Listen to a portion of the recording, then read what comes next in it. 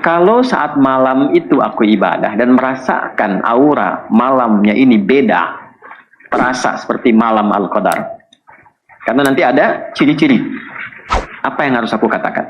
Kalau pengen dapat malam Al-Qadar, dan ini insya Allah dijamin 100%, insya Allah dapat. Jadi ketika Anda meminta dengan kalimat ini, Allah ridha. Kalau sudah ridha semua dikasih. Lalu disambut malaikat dengan diaminkan, seketika langsung hilang semua dosanya. Seketika semua dosanya. Saya supaya cepat, nanti saya ambil poin-poinnya karena kita tinggal 15 menit lagi untuk kita selesai. Sudah. Nggak akan berpengaruh, ibu mau ya, nggak akan berpengaruh. Sudah, tawakal aja, sudah ya. Nah. Hadisnya di At-Tirmidzi, rawinya ibunda kita Sayyidah Aisyah radhiyallahu taala anha. Dan ini satu infonya. Ya Rasulullah, wahai Rasulullah SAW. Perhatikan detil ini ya, perhatikan. Ibunda kita Sayyidah Aisyah radhiyallahu taala anha meriwayatkan kurang lebih 2210 hadis.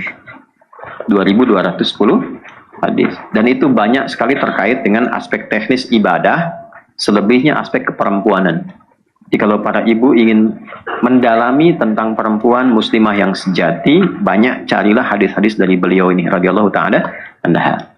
Di antara sekian hadis teknis ibadah mengatur tentang sholat malam. Nah, yang saya kasih isiannya dulu sebelum ke teknisnya. Ya Rasulullah, perhatikan kalimatnya. Beliau tidak mengatakan ya zauji, wahai sayangku, wahai suamiku, tapi ya Rasulullah. Inilah cerdasnya beliau, jeniusnya beliau. Sampai ulama meriset tentang beliau. Tidak banyak orang tahu perempuan sekarang, bahkan beliau itu pakar di bidang kedokteran. Tafsir, hadis, fikih, riwayat, pengajar utama, mufti perempuan, dan ahli kedokteran. Karena saya mendalami meriset tentang profil beliau. Ya, dan yang paling menarik adalah kejeniusannya ketika ditimbang oleh para ulama. Diberi komentar begini. Kalau semua perempuan yang pintar disatukan ilmunya di dunia, tetap tidak akan mengungguli kepintaran Sayyidah Aisyah. Dan inilah hikmahnya kenapa Allah, ya kan, memberikan isyarat kepada Nabi untuk menikahi Sayyidah Aisyah ini, dipersiapkan mewarisi ilmunya Nabi. Bukan kebutuhan seksual. Dipersiapkan mewarisi ilmunya Nabi. Itu dasar pokoknya itu. Sehingga yang diriwayatkan dari Nabi ilmu semua. Dan yang paling penting adalah ilmu sanad untuk perempuan. Karena perempuan tanya ke laki-laki itu sungkan. Tapi kalau sesama perempuan, tentang masalah haid, tentang masalah nifas, tentang masalah macam-macam, tentang masalah maaf jenabah dan sebagainya, itu lebih mudah diterangkannya. Itu rahasianya. Maka ketika memanggil ya Rasulullah, ini memberikan kesan bahwa ilmu ini diharapkan terwariskan bukan untuk pribadinya saja, tapi untuk umat Nabi di masa depan sampai kapanpun. Ya. Ara'aita in alimtu ayya lailatul qadri ma'akul. Kalau saat malam itu aku ibadah dan merasakan aura malamnya ini beda, terasa seperti malam Al-Qadar. Karena nanti ada ciri-ciri. Apa yang harus aku katakan? Oke, apa yang harus aku katakan? Maka quli, kata Nabi, perhatikan kalimatnya. Allahumma innaka afuwun tuhibbul afwa fa'fu anni. Riwayat lain, Allahumma innaka afuwun karim tuhibbul afwa fa'fu anni. Kalau untuk tunggal fa'fu anni, kalau untuk banyak, untuk keluarga, untuk anak, untuk cucu fa'fu anna. Jelas? Oke. Kapan malam Al-Qadar itu? Nah, tidak ada yang tahu. Yang paling gampang, kata para ulama, kalau pengen dapat, saya ajarin ijazah nih, satu. Ini rahasia kedua. Ini diantara kita aja nih, begini nih. Sebelum habis waktunya. Kalau pengen dapat malam Al-Qadar, dan ini insya Allah dijamin 100%, insya Allah dapat. Insya Allah. Kalau pengen dapat, hidupkan setiap malam Ramadan. Jangan tinggalkan malamnya. Walaupun kita kerjakan 15 menit. Walaupun kita kerjakan 30 menit. Jadi rumus ini dipakai dalam setiap sholat malam. Malam itu kan dimulai dari ba'da isya sampai menjelang fajar. Salamun hiya hatta matla'il hayya. Gitu. Sampai ke ujung malam nanti. Memang tanda-tanda munculnya itu terasanya nanti begitu agak tengah malam terasa. Tapi kan turunnya malam.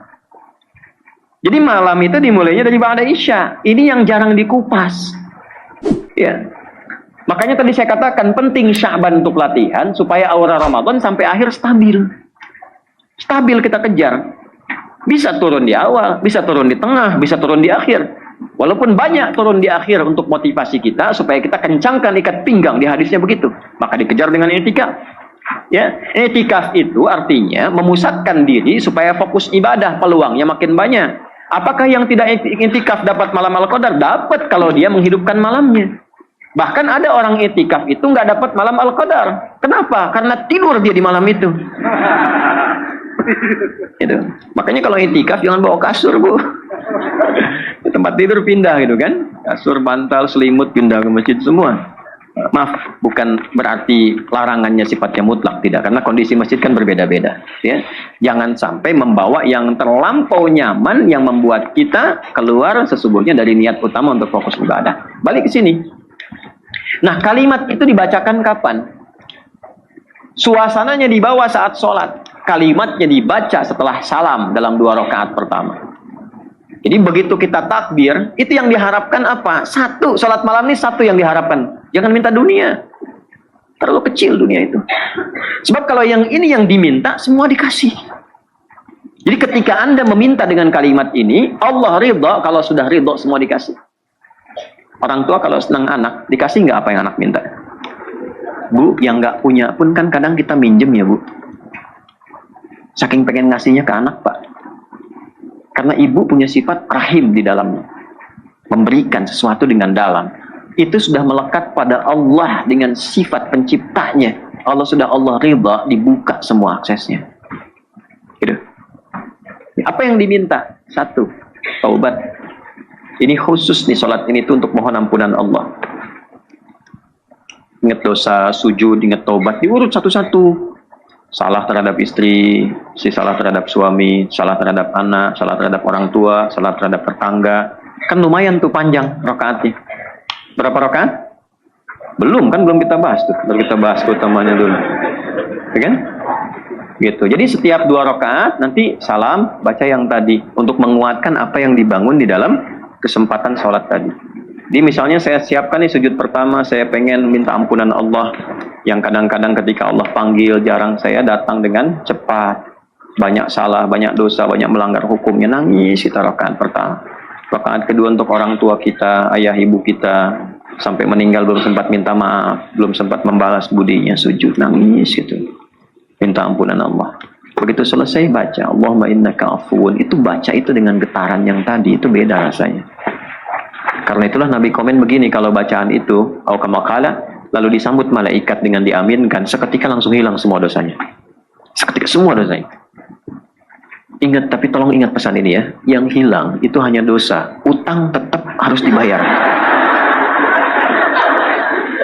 Dan catatan ini, itu yang mencatat itu ahli hadis, memberikan syarah di bawahnya. Ini bukan dari saya untuk bercanda, bukan. Ahli hadis itu sampai detil, di bawah sampai nulis begitu.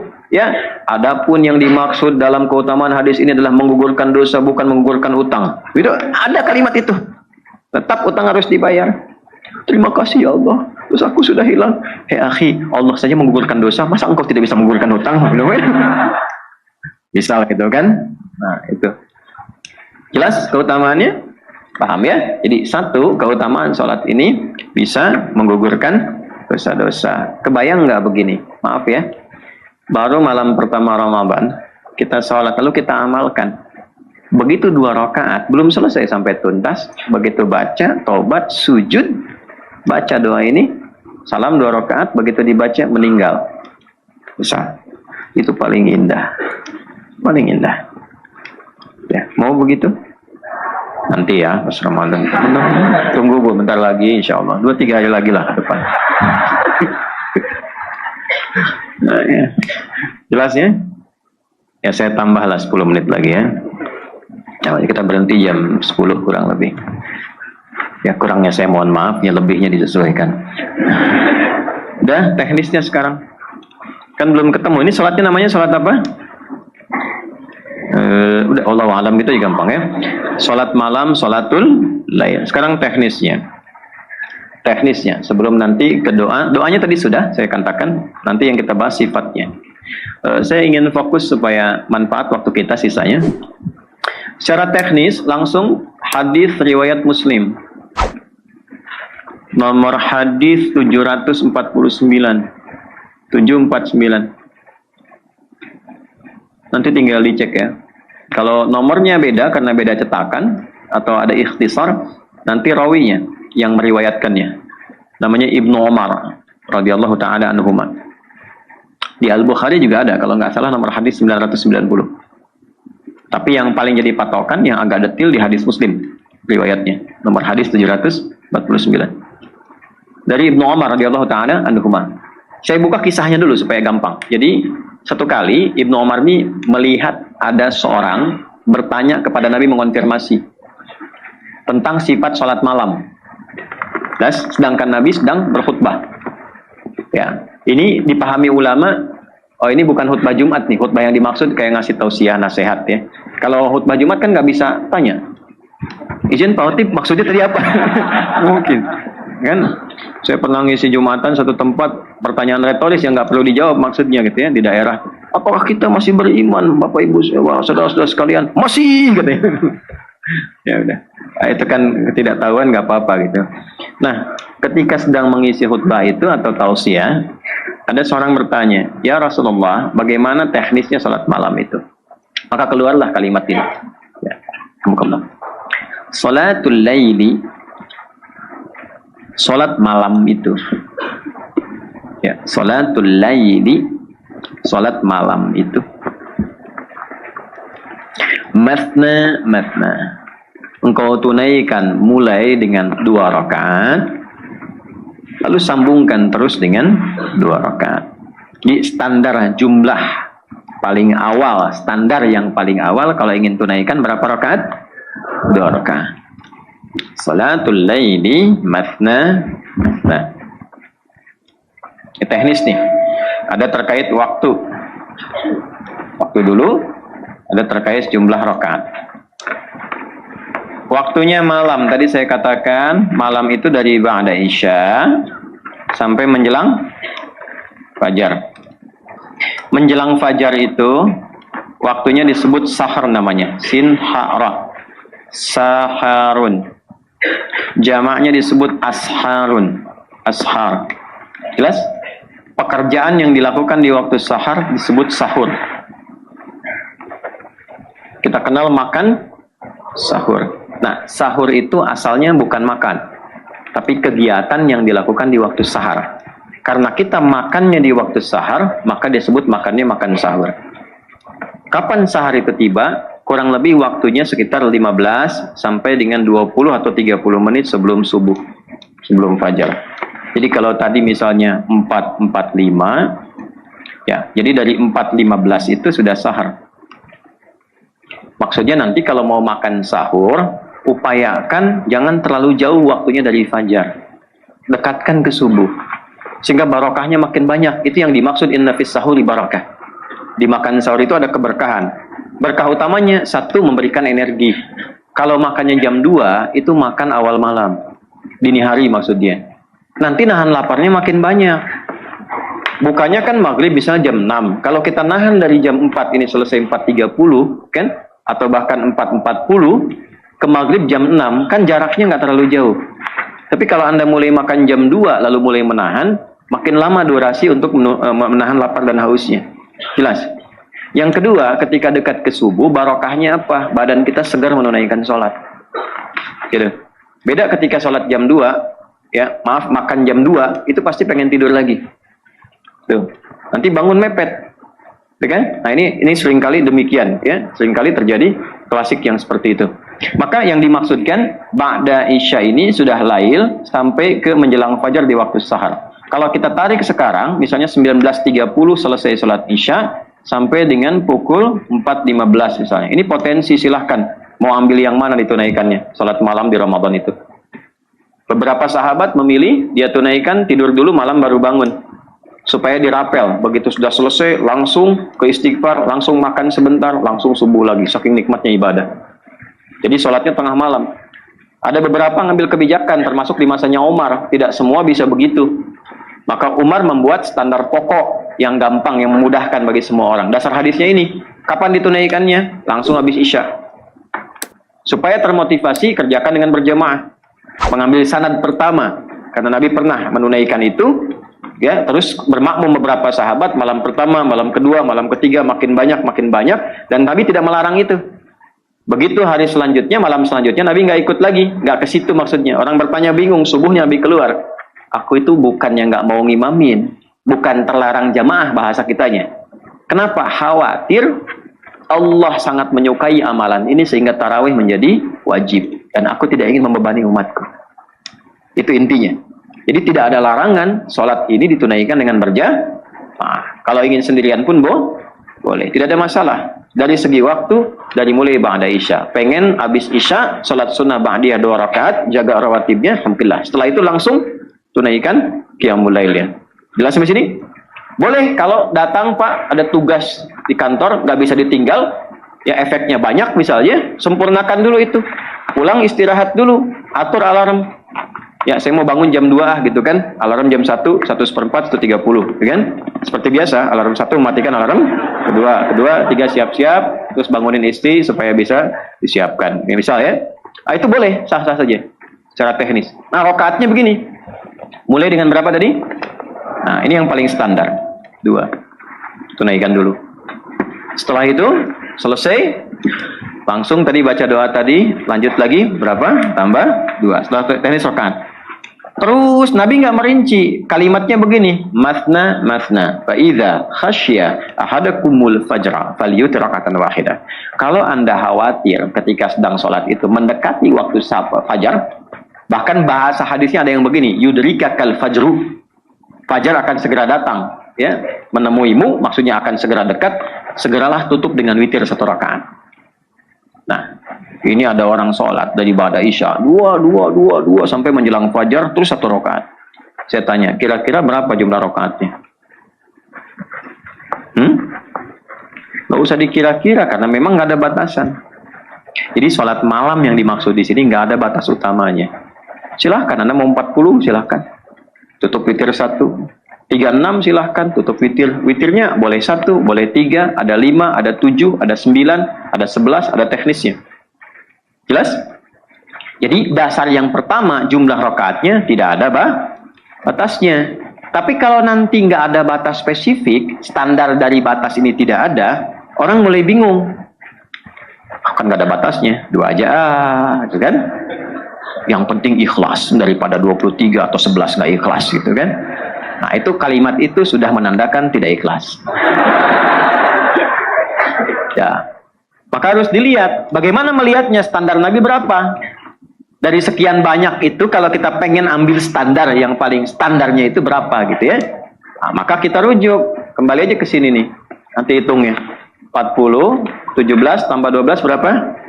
29. 40 kurangi 29, ketemu 11. Nah, 11 ini standar. Yang paling dasar, paling standar. Di mana ditemukannya misalnya? Ya kita ambil misal di Abu Daud. Sunan Abu Daud. Kan yang Al-Bukhari tadi sudah, Muslim sudah. Kita ambil yang Abu Daud. Nomor hadis berapa? 1367. Yang meriwayatkan siapa? Ibnu Abbas radhiyallahu taala anhuma. Kejadiannya di mana? Di rumah Sayyidah Maimunah. Sekarang tempatnya di mana? Bisa dilacak enggak? Bisa. Di gate Nabi. Di mana posisinya? Ini Zam-Zam, ini Sofwa, ini jalan ke Aziziyah, ini Jabal Kubais sampai ujung, ini Istana Raja, ini CCTV pos, CCTV putih ngadap ke sini, berpapasan pintu 26, kalau masuk umroh langsung ke sini, kemudian masuk, yang ini pintu 26 lurus ke sini. Dari lurus setelah ini, pintu 26, terus sampai ke sini, sampai ke ujung. Kan saya sering bilang ya, ada kipas angin. 35 jumlahnya. Nah, setelah ini, nanti ada gate Nabi di sini posisinya. Di sini ada jembatan, ini ada tiang lampu. Tiang lampu ini, dulu rumahnya Abu Jahal. Kemudian ada get Ali, kemudian ada get Ali, dan di sini ada get salam, babus salam, bab salam. Nanti kalau tarik lurus ke sini, itu ketemu dengan rumahnya Nabi SAW dilahirkan. Baru di sini kemudian bab Marwah. Ini depannya toilet dan seterusnya. Nah, di sini posisinya. Cuma di Islam yang ayatnya ada, hadisnya ada, orangnya dibuktikan secara biografi ditemukan, tempatnya ada, bisa dinapaktilasi. Kalau dengan semua penjelasan ini belum yakin juga tentang kebenaran Islam, dengan cara apa lagi yang bisa diyakinkan? Oke? Baik, kejadiannya di sini, dokumentasinya ini ada, periwayatnya ada, apa bunyi hadisnya? Qala kana an-nabiy sallallahu alaihi wasallam, adalah kebiasaan Nabi sallallahu alaihi wasallam idza istayqadha min naumihi, kalau bangun dari tidurnya di malam hari. Oke, pelan-pelan. Kadang beliau di pertengahan malam atau tambah sedikit atau kurang sedikit. Artinya bisa tengah-tengah patokannya. Kurang berarti kan ba'da isya, ya kan? Setelahnya juga berarti lewat tengah malam. Tetap ba'da isya menjelang ke fajar. Maka apa yang dilakukan? Fajalasa, beliau duduk terlebih dahulu. Wa masaha biyadihi min athari naumih, kemudian menghilangkan bekas kantuknya dengan tangannya yang bersih. Faqara khawatima surah Ali Imran, maka beliau membaca akhir-akhir surah Ali Imran ayat 190 sampai ayat 200. Fadhahaba ila shinin mu'allaqah, kemudian pergi ke tempat tertutup, fatawadda, kemudian berwudu. Riwayat tambahan di Al-Bukhari disampaikan dari Jundub bin Junadah atau yang dikenal dengan Abu Dzar Al-Ghifari, ditambahkan dengan sahabat yang utama juga, Mu'adz bin Jabal radhiyallahu taala anhuma jami'an. Nabi mengatakan alhamdulillahilladzi ahyana ba'dama amatana wa ilaihin nusyur. Kemudian di dalam tempat tertutup itu, kalau kita tempat wudu, ada juga toilet ya, kalau mandi, kalau kemudian berjinabat, fatawadda, beliau berwudu. Setelah itu, nah ini persiapan menunaikan sholat. Maka aku berdiri di belakang Nabi dan Nabi menarik aku kemudian untuk sejajar dengannya. Ini menandakan kalau imam itu satu, kemudian makmumnya satu, maka makmum boleh sejajar dengan imam. Cuma posisi makmum di sebelah kanan. Jelas sampai sini? Baik, lebih sedikit juga boleh berjarak. Jelas ya, nanti kalau menambah tinggal ke belakang. Nah, hadis ini itu satu rangkaian. Yang sering terjadi itu, sebagian dipotong, yang lain gak dijelaskan. Ya persis kayak ayat ini. Inna sholata tanha. Nah, hafal tengahnya, awalnya tidak, kan? Nah, persis begitu. Nah, itu belum selesai hadisnya. Kemudian Nabi sholat 2 rakaat untuk pemanasan, khafifatain namanya, warming up. Belum masuk ke sini. Jadi ada sholat untuk pembuka supaya satu menyelaraskan raga kita, supaya terbiasa darah enak mengalir sebelum ditunaikan sholat ininya. Namanya khafifatain. Jumlah rakaatnya 2 rakaat, tidak membaca iftitah, langsung al-fatihah, tidak pakai sholat yang lain. Allahu Akbar. A'udzubillahi minasyaitonir rajim. Bismillahirrahmanirrahim. Alhamdulillahi rabbil alamin. Terus sampai waladdallin. Amin, langsung rukuk. Demikian rakaat kedua salam. Itu khafifatain, 2 rakaat yang ringan. Jelas? Maka setelah itu memulailah beliau kemudian salat. Berapa ditunaikannya? Sholli rakaatain, salatlah 2 rakaat. Tsumma yusolli rakaatain, kemudian 2, kemudian 2, kemudian 2, kemudian 2. Tumayutir wahidah, kemudian 1, 1, 2, 3, 4, 5 kali 2, 10 plus 1 berapa?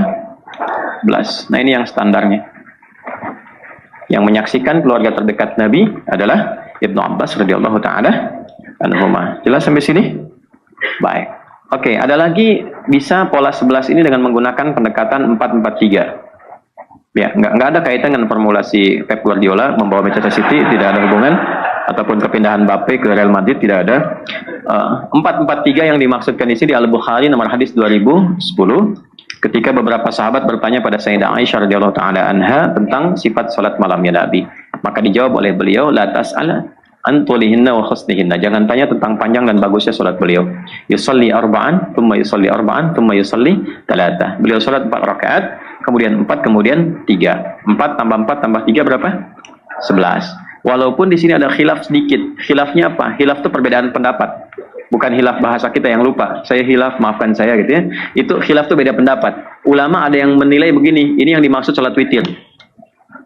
Witir bagian paling panjang. Karena witir itu bisa 1, 3, 5, 7, 9, 11. Itu ada teknisnya. Ya, kalau 1 langsung, kalau 3 nanti ada yang membagi kepada 2 bagian. Tapi keduanya, yang 2 disebut syafa'. Genapnya, yang 1 nanti baru witirnya. Ya, kalau 5 itu mesti disambung sampai selesai.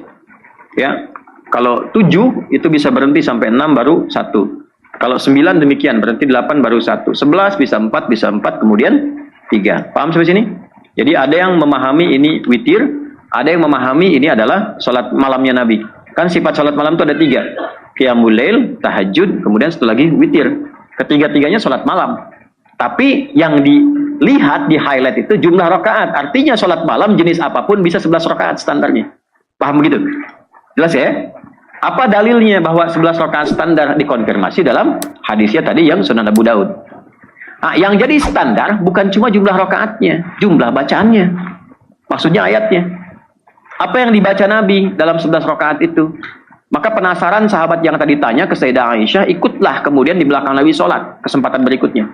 Begitu sholat di belakang Nabi, perhatikan baik-baik.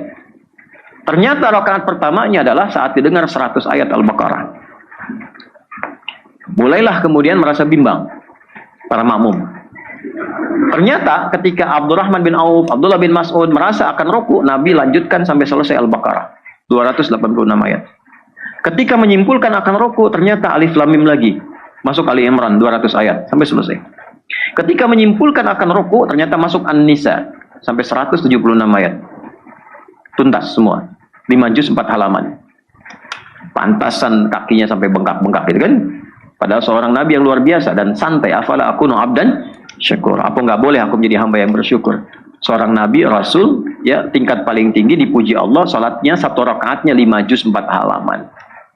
Maka sahabat ini besoknya tidak ikutan lagi. Semuanya menyimpulkan nggak bisa ini. Ini yang pakai dhammah susah diikutin. Rafa terlalu tinggi. Ya, terlalu banyak, terlalu tinggi. Ya, maka boleh berpencar tuh. Ya kita kan umat yang termasuk demikian itu kan. Ya, tapi tetap ikhlas dalam menunaikan. Buktinya bacanya surat Al-Ikhlas.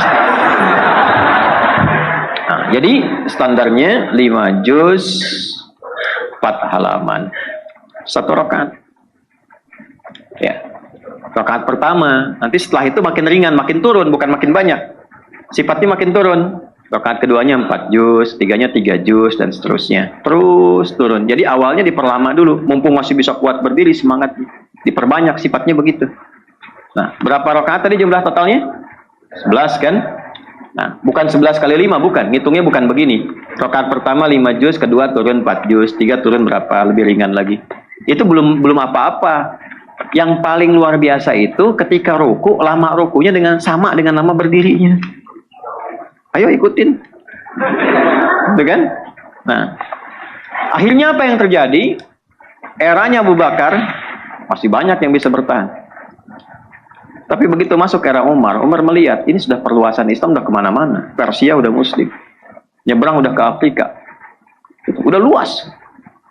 Dan semakin meluas, karakteristik umat Islam semakin beda-beda. Apalagi ketika akan mendekati tanda kiamat. Gitu. Taat semakin menurun, maksiat semakin banyak. Ya, apalagi nanti kalau kita ngaji hadis lebih dalam, ada sifat online dalam hadis Nabi. Tandanya taqarrubul aswaq, terjadi percepatan digital saat pasar itu mudah diakses. Dulu berangkat ke pasar pakai ojek, ya, atau pakai motor, pakai mobil, angkot. Sekarang klik datang kan? Itu di hadisnya ada. Ada. Taqarrubuz zaman, waktu terasa cepat. Setahun kayak sebulan, sebulan kayak sepekan, sepekan kayak sehari. Dan saat itu terjadi banyak manipulasinya. Yantashirul kadzib dan tashirul fitan. Fitnahnya banyak, manipulasinya banyak, dan rata-rata serba online. Dulu judinya offline, sekarang judinya online. Bahkan Zeus ikutan judi sekarang. Itu ya. Saya tuh kalau ke pesantren pas di jalanan suka bingung, ini kenapa Spiderman ikutan minta-minta gitu. Sekarang ada Transformer minta-minta di jalan, udah macam-macam ininya. Yang saya maksudkan adalah masa serba berubah sehingga ketahanan untuk ibadah itu menurun. Kemampuan untuk berdiri di belakang imam. Kalau mau cek boleh malam pertama saya imamin 5 juz. Misal gitu kan. Untuk ngecek aja kira-kira begitu saya nengok berapa yang bisa gitu kan. Nah, di masa Umar itu udah kepikiran. Karena itu Umar berpikir cerdas. Jenius. Lihat hadis pertama. Berapa standarnya? 2. Lalu berapa? 2. Ada batas nggak? Nggak ada batas. Umar berpikir gimana caranya bacaannya, kualitasnya tetap sama, tapi berdirinya terasa ringan. Akhirnya dari 11, setiap 1 rakaat dibagi 2 oleh Umar. Antum di situ aja. Enggak usah. Biar saya dihisapnya enak gitu. Udah. 11. Lihat pecah. Setiap 1 dibagi 2. 1, 1. Jadi 2 kan? Kalau ini kita pecah terus di 10 plus 1 kan? Ini kan witirnya kan? Nah, ini sampai 10 kan paling gampang kali 2 aja kan? Karena setiap 1 kan dibagi 2. Kan? 10 kali 2 berapa? 20. Ini tambahkan, bagi 2 lagi. Kan ini panjang juga bacaannya. Ya kan? Dipecah lagi 2. Berarti 1, 1. Tambah lagi berapa? 2 lagi kan? Ya, maksudnya 1 rakaat, setiap 1 rakaat dijadikan 2 rakaat. Apa motivasinya? Supaya yang panjang dibagi, yang 5 juz bagi 2. Sehingga bisa ditunaikan 2,5 juz, 2,5 juz. Jelas gak? Jadi yang tadinya ditunaikannya ini 5 juz 1 rakaat, sekarang dijadiin 2 rakaat. Paham? Sampai akhirnya, paling gampangnya kan 11. Kali 2 berapa? 22. Pecahannya begini, 22 rakaat plus witirnya 1. Inilah asalnya 23 rakaat. Jadi 23 itu bukan untuk dipertentangkan 23 apa 11, 23 apa 11, gak ada hubungannya, bukan. Motifnya asalnya untuk meringankan berdiri itu supaya tidak terasa terlampau pegal, tapi jumlah rakaatnya itu diperbanyak, bacaannya tetap. Ada yang nggak kuat sampai 23, dia tambah sampai 39. Motivasinya apa? Pengen ngikutin Nabi semampu apa saya. Nggak ada kaitan dengan perdebatan, dengan ormas, nggak ada. 23 tuh, NU tuh. 11 Muhammadiyah tuh. 11-nya berapa? 443 Persis tuh. Nggak ada hubungan. Nggak ada hubungan. Nah, semuanya alhamdulillah, ya kan? Yang 23 alhamdulillah, yang 11 alhamdulillah, yang salah yang. Nah, itu juga belum tentu disimpulkan demikian. Bisa jadi sedang head. Ya kan? Ya kan? Dan hukumnya sunnah. Jelas sampai sini? 11. Tapi baik 11 ataupun 23 punya sifat yang sama. Apa sifat yang sama itu? Saya akhiri, 1, tunaikan dengan sifat taubat tadi sehingga menenangkan kepada jiwa. Rohnya tenang. Roh, sesuatu yang menenangkan roh disebut tarwihah. Apa namanya? Tarwihatun. Kalau kita mengerjakan pekerjaan sekali sholat, hati kita tenang, roh kita tenang. Itu tarwihah. Kalau berkali-kali kita kerjakan, 11 kita kerjakan, 23 kita kerjakan, sampai betul-betul tenang, banyak sekali rakaatnya, maka dijamakkan menjadi tarawih. Di tarawih itu asalnya sifatnya. Nama sholatnya qiyamul lail, qiyam Ramadan. Sifatnya disebut tarawih. Kenapa dipopulerkan nama tarawihnya sampai disebut sholat tarawih? Untuk memberikan kesan, kalau menunaikan sholat ini, 1, jangan buru-buru. Tunaikan yang tenang. Yang kedua, ini parameter keberhasilan. Berhasilnya kita menunaikan sholat ini, ketika sholat dan pulang ada perbedaan. Datang gelisah, pulang tenang. Datang kurang bagus, keluar itu bersikap mulia. Karena dosa diampuni. Yang tenang tunaikan. Amin. Ya, karena saya bingung, yang 11 hampir 1 jam, yang 23 ada yang 7 menit gitu kan. Ya bingung. Tapi kan kita sudah hatam. Iya, gitu kan. Hatam, alhamdulillah. Tapi sifat tarawihnya pasti terjaga. Jelas sampai sini? Oke, yang tenang, nggak usah senggol-senggolan, nggak usah kenceng-kencengan. Belum waladolin sudah amin, gitu kan? Ya, belum selesai imam sudah batuk. Ya, kalau memang nggak kuat mundur sedikit, istirahat dulu. Nggak usah batuk-batuk, tenang aja. Nggak usah berdehem, nggak ada yang dicari. Nggak usah. Mundur, duduk istirahat, diam, udah, tenang. Ya. Kira-kira nanti sudah mendekat takbir lagi gitu kan. Nah, cuman kualitas agak menurun. Itu ya seperti ilmu, al-ilmu nurun. Kualitasnya agak menurun. Itu. Asalnya kan ilmu itu cahaya kan. Cuman karena kurang fokus jadi nurun.